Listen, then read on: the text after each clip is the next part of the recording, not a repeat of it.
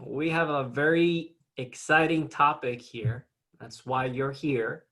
And with our very special guest speaker, Andrew. Some of you already may know him, but before we dive into our topic concerning tenant screening, if you'll just allow me, I'd like to brag a little bit about our firm and our team at Community CPA. Some of this you've already known as you participated in our webinars. We've been doing them every day except for Sundays at 3 o'clock.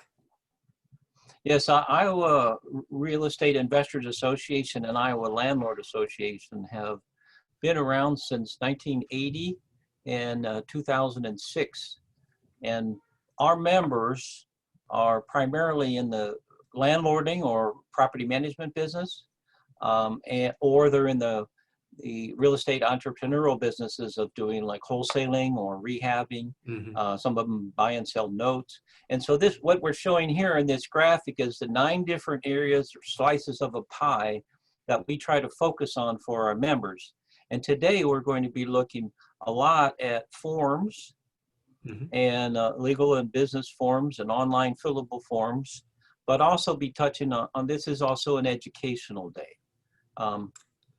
There's a lot of pieces to the pie, but we're all real estate investors and we're uniting for success. So we appreciate the invitation. Oh, yeah. And I want to share this screen right here, Andrew. I know you sent this. I know this is something that you wanted to kind of talk a little bit more about. Yes. Well, you know, when the Des Moines Register is writing this as a headline, and it's been a lot more in the forefront today because there's huge eviction moratoriums going on, and some of our members have become distressed about it. And I'll just share with you a couple of statements. I belong to a national group that's looking at this issue of the moratorium evictions. But here's an instance from a fellow that is a housing provider, and he says, I spoke to an owner a week ago who had a March eviction canceled because the property was covered by the CARES Act. That tenant told his neighbors that his attorney said they could not be evicted. In April, 5 more joined in, leaving 6 of 8 tenants not paying now for 6 months. He is now facing foreclosure and personal financial hardship. He wants to give the building to the bank, hoping that they go after his home, hoping they don't go after his home and his retirement savings. The bank said they will not take a deed in lieu of foreclosure. I told him to hire an attorney, and he said he had no money left. So we don't hear that part of the story too much. Right now we're hearing a lot more about what's happening with the renters, and they're concerned about housing insecurity. But on a positive note, here's another comment. On a positive note, eviction filings are down substantially in Milwaukee, Wisconsin, and Des Moines, Iowa, Minneapolis, Minnesota, Upper Midwest, they're down. But landlords have worked cooperative with tenant advocacy agencies who are distributing CARES Act funding since May 27th.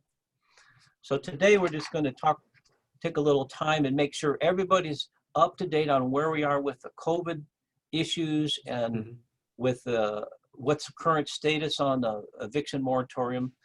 And so we'll cover some ground, and hopefully what we'll do though is help people make sure that they have their standard operating procedures are tweaked such that they can minimize the impact that can come, because one of the things we share with people is the only thing worse than a vacancy is having an occupied unit with a bad tenant.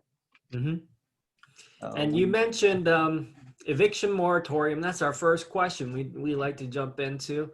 And can you just explain to some folks here what that's about? Well, we've had 4 different versions of it. The current version was started with, just in September the 4th. But eviction moratorium is a halt for a tenant to be evicted. And as long as they qualify and they have a hardship due to COVID-19. There have been 4 of them, one of which was for Iowa, and 3 at the federal level. The current one that'll be in effect through December 31st, at least we believe so, was started September 4th. And you as a landlord or property manager need to be aware of the resources to help tenants to be current with their rent. We have a program, for instance, in Iowa that qualified tenants can apply and may be eligible for up to 4 months at average of $800 a month or up to $3,200. Wow. So some of the people are taking advantage of that, but I just share with people, you've got to be prepared to almost be like a parent with some of these tenants and help lead them by the hand. You got to get the forms to them, keep communicating with them. And now that I think this current moratorium may only affect 10 to 15% of all tenants, but you're talking about up to 43 million tenants across the country. So if only 10% of them are affected, you're still talking about 4 million tenants. Right. Yeah. So I know you mentioned a little bit in the intro about the standard operating procedure for screening. Can you explain why you should have that? Well, there's government entities that are continually policing or testing a private landlord to make sure they're not discriminating. And so from the time you initiate a conversation about maybe a unit that you have available for rent, there could be minefields. There could be a quicksand, things that you could step into that's going to make your life real miserable if you don't understand, for instance, the protected classes. There's only 7 of them, but they're pretty broad. Race, color, religion, national origin, sex. Some jurisdictions add orientation as well as gender. Disabilities. Like one of our #1 questions people call in about is, what do I do about this emotional support animal? Somebody wants to move a bull mastiff into a 600 square foot apartment. Do I have to let them do it? You know, and we hate to break the news to them, but you do. And but that doesn't mean that you can't ride herd on them and make sure that that dog isn't destroying the unit, you know, dog or cat. But and then also familial status. A lot of people have some misunderstanding. You start asking early on about how many children they have. That really isn't a discussion you want to have right at the beginning. I see. So you can get that information when you're capturing it in the application process, but I would resist any kind of subjectivity. That you just want to be objective, and every single person that is considering renting from you, you want to paint them with a very objective brush. Yes, and that application is critical. And I know you have some examples for us today of a good tenant application. And so maybe we can cover some of that and in hopes to answer some of the questions that people have. Yes, absolutely. We because we've been around for 40 years, or one of the oldest organizations. There's only one in Iowa. It's from Waterloo. That's 2 years older than we are. But after 40 years, you start to, believe it or not, Dan, sometimes some of it starts to sink into our heads, and we learn so much from others about questions that come up. And so we've had a formed task force that has gotten together, and we drew on the experience of the industry, and here's what we came up with. And so, for instance, from the very first sentence, we try not to waste people's time, but if you could scroll down just a little bit, I want to show one little area that's in red. Now, maybe there is no scroll down. That's possible. Well, at the bottom of this first page, it says this application must be completed in full to be eligible for review and subsequent approval. Now, why do we say that? Well, because there are people that you just don't, you know early on that their attitude really is, I don't know if we can say sucks, but it's not good. It's not a good attitude. But you can't reject them because they're a good or bad attitude, at least at first I wouldn't. I would try to get the information, because you're required by law to give every single potential tenant the same opportunity if they qualify. In fact, with the fair housing laws, you're supposed to rent to the very first person who is qualified. I see. So that's why this is a very objective form. We ask, just from the beginning, right here up front, an application fee. Most of our members are asking from $30 to $40.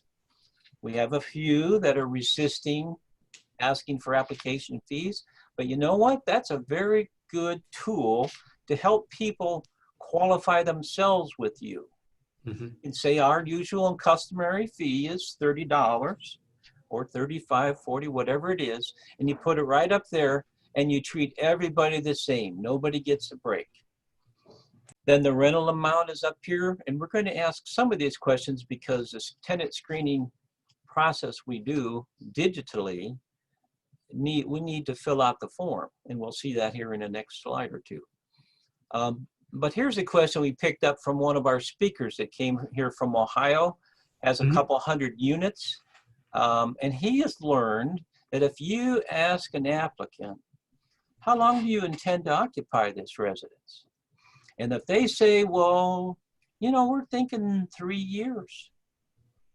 Guess what you put on the lease form when they come in and they get, after you've approved them, you've been through the whole process, and you turn the lease around to them and they say the term of this lease will be from the 1st of November to 2022. When? The 1st of November or 31st of October in 2023. And they say, oh, no, well, we didn't really want one. Well, you said here on your application that you intended to occupy it for 3 years. So we wanted to hold the rent at the same amount, or have a small cost, whatever you do, your standard operating procedure. But the thing is, when they tell you, this is what I want to do, you're just giving them respect and saying, well, you told me you'd like to, and I want to hold it for you. I don't want to have anybody come in and take it away from you. Right. So the date of birth, social security number, that's fairly obvious. But make sure when they're filling this out and they turn around back to you, that you can read the text. I can't tell you how many times people give an email address, and how many characters, Dan, in your world can you have wrong on an email address? Oh, a bunch, a whole bunch. Yes, but which one will make it not work? How many do you need to have? Just one. Just one character. Yes. And the same is true with their driver's license state and their license number. So that's the intro to it. Now, we've done a couple of changes recently. In fact, this is a little newer version because we put the current address information. Actually, this form we're showing is not quite up to date because we have current address and then we have the current employment on the first page. I see. And we've actually moved this around. And I know folks can ask for that, right, Andrew? And then we can provide those resources if they follow up with us. Yes, we are going to, by virtue of the fact that they've attended today, we're going to provide 2 to 3 forms just for the askings. And this is one of them. Great news. Yep. This is one of them. And for some people, this is a tremendously important form. It is. Anybody that's been in the business for a while knows how important it is to know everything you can possibly know about that person who's in front of you. And this is where you get started with that. So current address, the previous address, if you can get it, financial information. This is one of the reasons we have at the bottom of that first page, this application must be completed in full. We want to know, do they have a bank? Do they have a checking account? Do they have an account number? If they're hesitant to give that to you, you probably don't need to arm wrestle them over it. But you might have to say, well, you know, other people are interested in this unit, and we're going to take the first qualified person, and for us to do business together, we're going to need to have your checking account number and where you bank. Yeah.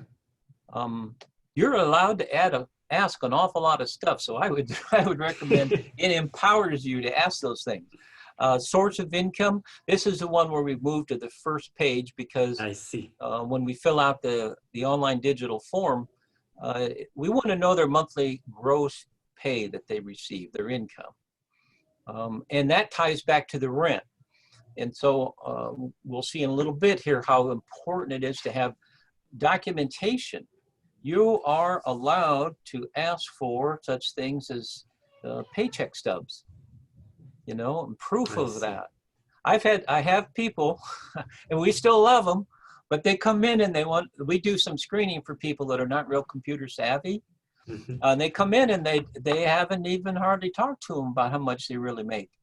And boy, you know, one of the things too is now this is subjective. I mean, that's the thing about being a landlord. You're in business for yourself, and yet to have a standard operating procedure that says, look, we don't take anybody that hasn't been employed in the same place for X number of months. And if maybe that's 6 months, you know, maybe it's for you as, oh, I'm just so happy to have a tenant.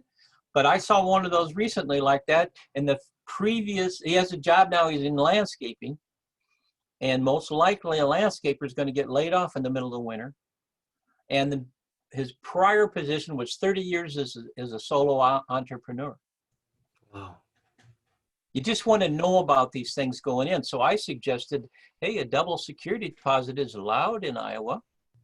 So you may want to ask for it. Oh, we already did, and they're going to pay their deposit in 3 installments.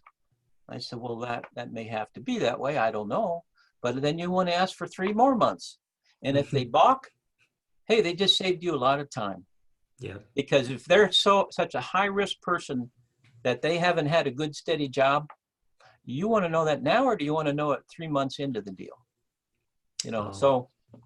That's so true. Yep. Well, now, do you have some questions for me from what I've been over so far? No questions so far. And folks, if you're tuning in and you guys have questions, drop them in our chat box or our Q&A, and we're open to that. So feel free to do that and don't be so shy. And we'll answer those as they come. Okay, well, let me go to that next step. If you back up for just a second, I want to cover this personal references, people who are not related to them. That isn't really such a mandatory block. Nice to have, you know, because you might be able to look up on Facebook and find out if any of those people are listed as friends. Who knows?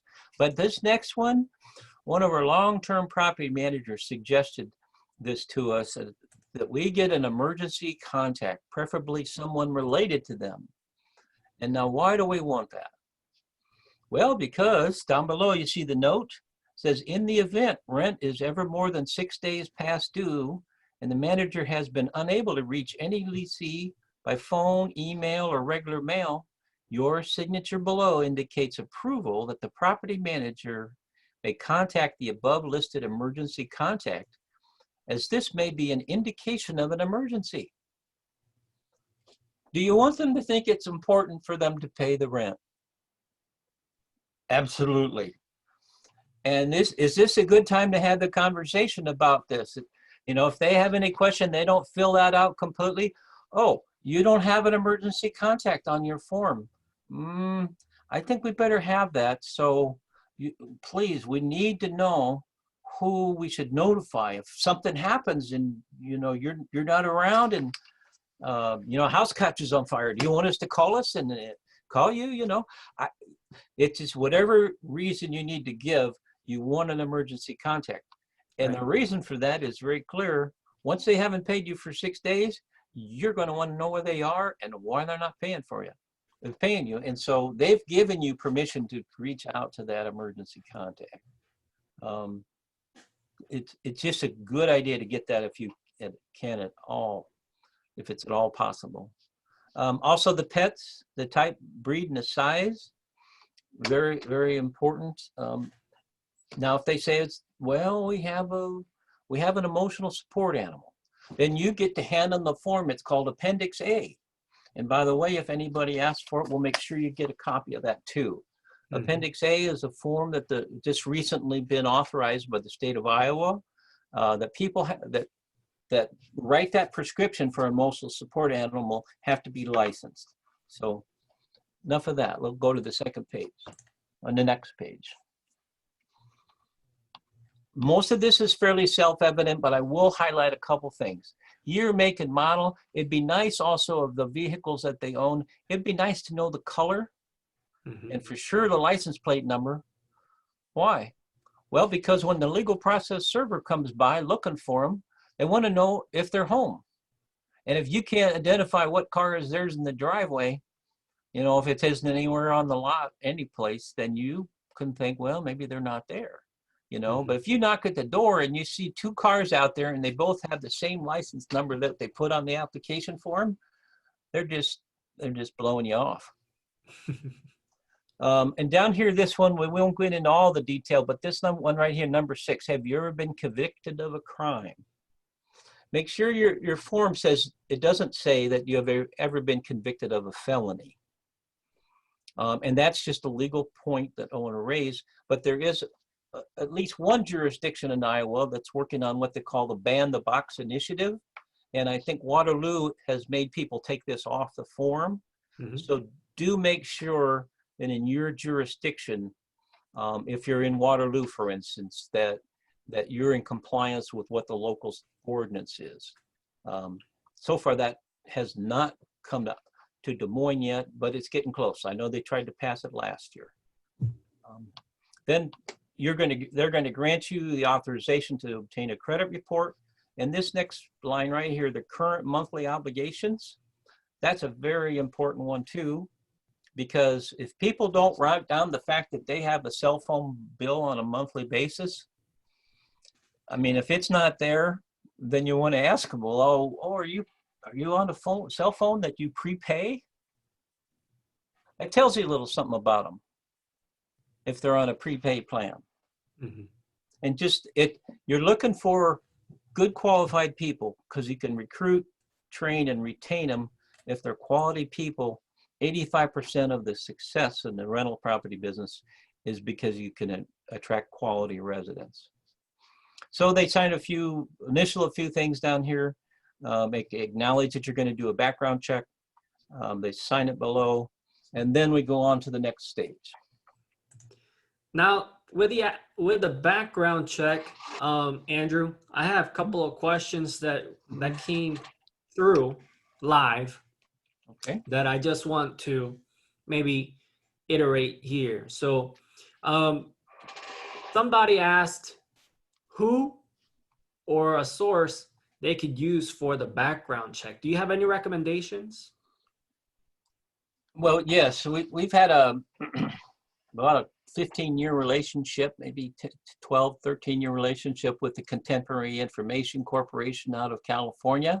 And you definitely want to work with a company that really, really knows what they're doing.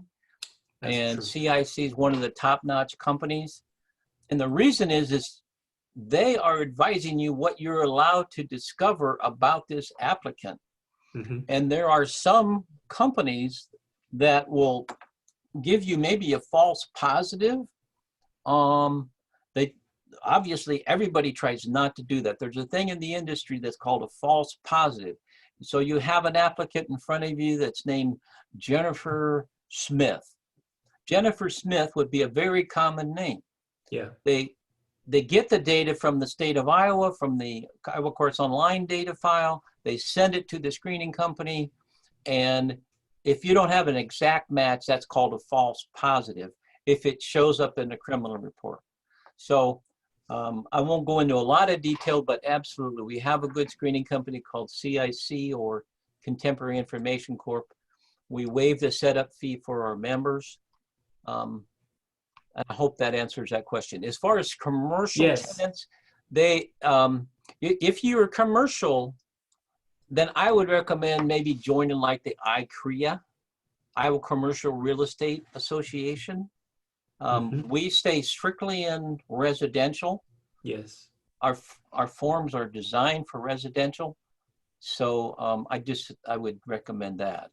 And also to follow up on the background check question, there's another question: what should be like a minimum credit score you could accept? And um, do you have some thoughts on that, Andrew? I have thoughts. My thought is we're going to talk to that. I'll hold that thought till the next forum because we're going to ask that Awesome. question again. Awesome. And if a tenant's been evicted, how would you find out that information? If nationally, like some people are not subscribing to a good background screening company. So when they get eviction information, maybe they go to Iowa courts online, they're only getting the state of Iowa information. And there's a lot of people that live someplace else. And so you want a report that shows you a national eviction report. Early on with the job that I had with Iowa Landlord, it's been over 8 years now, I had someone come in and she was ready to accept a tenant applicant. And then we did the screening and it was a gal. And she showed up on the sex offender registry on the screening report. Wow. And, it just caught her off guard because this person was from Florida. And so I do Iowa courts online, but I would definitely do a nationwide eviction check and a nationwide criminal check. And then Makes the sense. most important one is probably the credit report. As far as where do you find forms? I can see that question on the screen. Well, we have a lot of them. I would show you a screen, but if you can picture in your mind's eye, 2 different menu options that have probably 30 or so forms. One is for stock forms and the other one is more for legal forms. Forms are very, very important. So we do have them.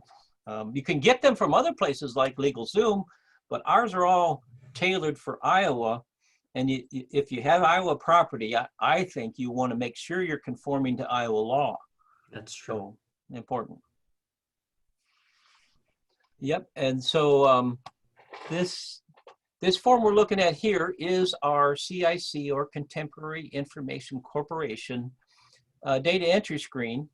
And that's where you pull out your first page of your application form. And our newly redesigned one has everything on the first page. And so we get their last name, first name,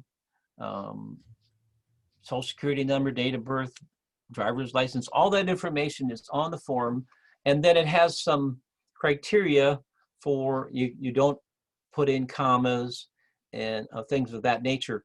But then down here, you pull in the income per month and the rent amount per month. And whether you have a standard for 2.5 times or the rent amount needs to be their minimum gross monthly income, or it's 3 times. A lot of times that's determined by the quality of your property. And so on the next screen, well, I'll just say that this will lead to a credit report, but we're not going to get into that today because that's a whole nother class. That's true. We do have that available for free on our YouTube channel, however. It's a whole hour-long presentation by someone from CIC. So if you're interested, we'll send you a link, or you can look us up on YouTube. We're under IaREIA. And I don't think that, yeah. Andrew, yes. How do we put this all together? I know you sent this scoring sheet to me. Can you go through this real quick with us? Yes. And is there another first page to it, or is this the only page? This is the only page. Okay. Well, on the first page of the form, there's just basic criteria that a tenant needs to know about. And this really is required by law. I wish I could say that everybody's doing this, whether tenant applicants, but by law, you're supposed to inform an applicant of what are your screening criteria. And there's only 4 of them. They need to fully complete the application. They need to provide a proof of income. They need to pay the non-refundable screening fee, and they need to provide you with a copy of a photo ID. Those are the minimums. But what this does is this form breaks it down and allows you as the owner or the property manager to state what your criteria is, And you can hand this to the people. Now, some apartment communities with large numbers of units, hundreds or thousands of units, when we do have some members that are well over 1,000 units, they have this down. In fact, they have got it pre-programmed into CIC's filtering system, so the property manager can let the computer do a lot more of the screening. But I'll just take a few categories and show you how this works. So like someone asked a credit score. What's a minimum credit score? Well, I'd say depends on where your properties are.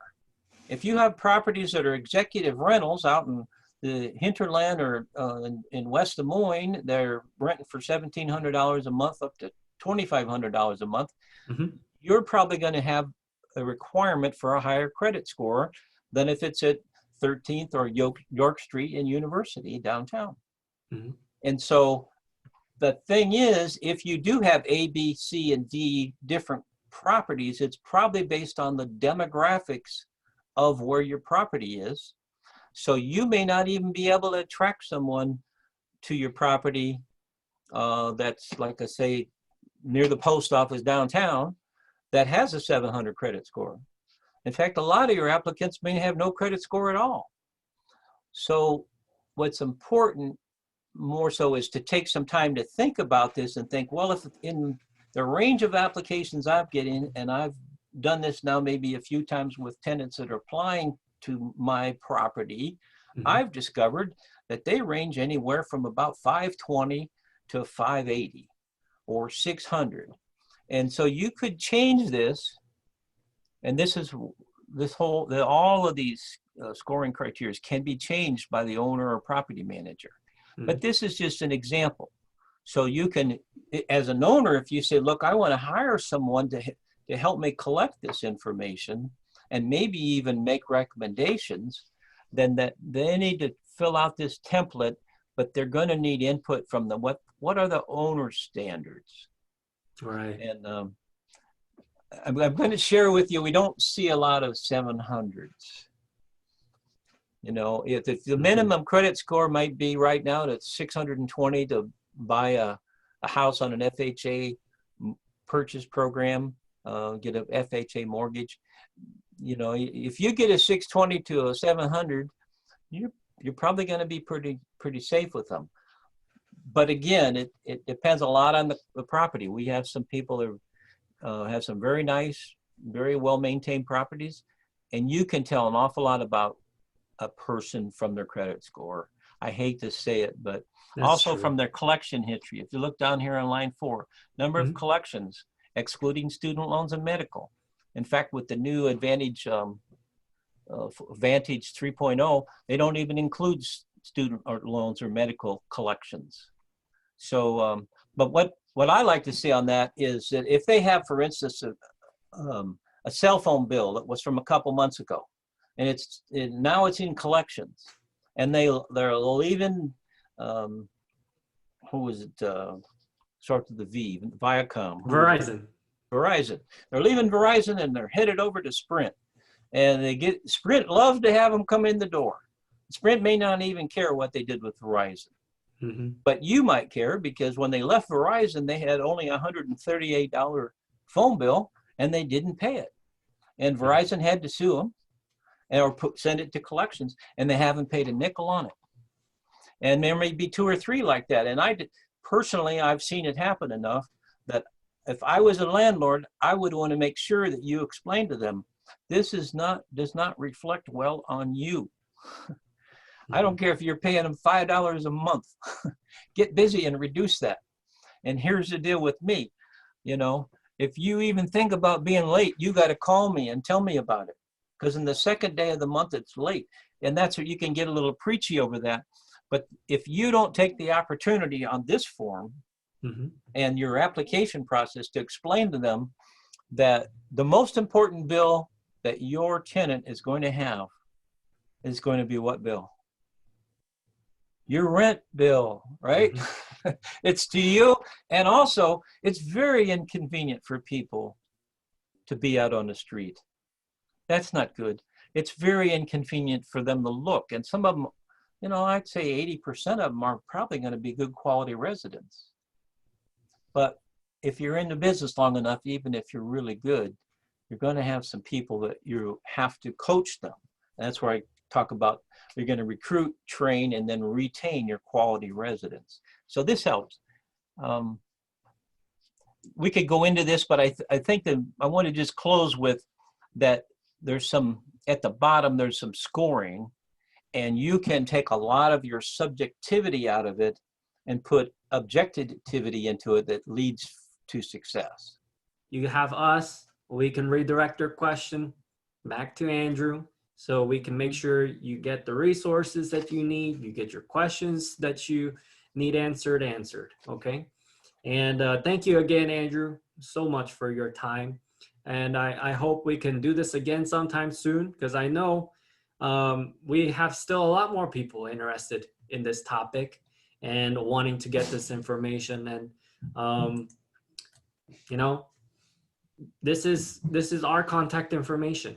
You got emails from Catherine, and Catherine is the one to manage everything, all of our webinars. And so feel free to reach out to us and let us know if you guys have any questions. We're here Monday through Saturday.